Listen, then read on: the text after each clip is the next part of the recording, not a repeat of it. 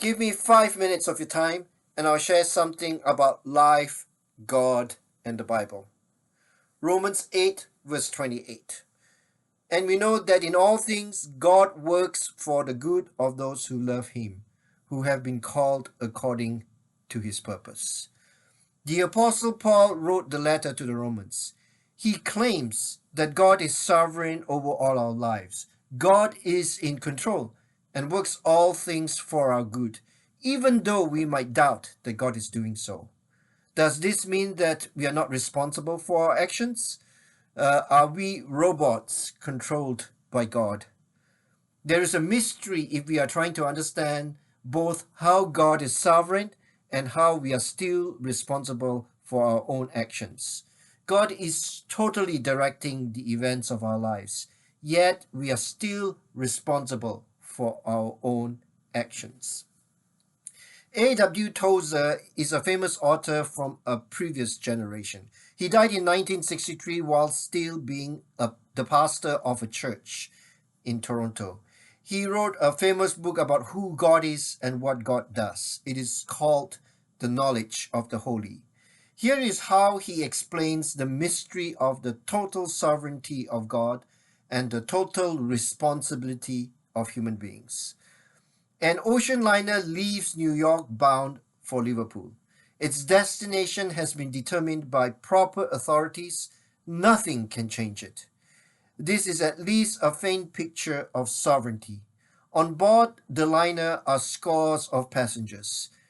These are not in change, neither are their activities determined for them by decree. They are completely free to move about as they will. They eat, sleep, play, lounge about on the deck, read, talk all together as they please.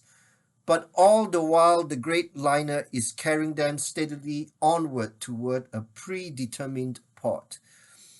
Both freedom and sovereignty are present here, and they do not contradict. So it is, I believe, with a man's freedom and the sovereignty of God. The mighty liner of God's sovereign design keeps its steady course over the sea of history. However, the problem is that as human beings, we have a tendency to want to be in control of our lives. We try to be captains of our own ship and refuse to let God direct us. We need to be in control. However, when we try to chart our own life, very often it leads to disasters. Gary has health problems. He has had to learn to depend on God. Here is his story. Sometimes we try to act as if we are God. We begin to believe we can control our world and what goes on in it. By that I mean we let our vanity and ego take over our thoughts and actions. Sometimes it takes a major change in our lives for us to realize we are not in control. A death in the family, a divorce, or a serious illness shakes us loose from our delusion of power. For me, it was a heart attack and a bypass surgery at the age of 42. Until then, I had given myself credit for my accomplishments, being first in my family to graduate from college, obtaining a good job, buying a home.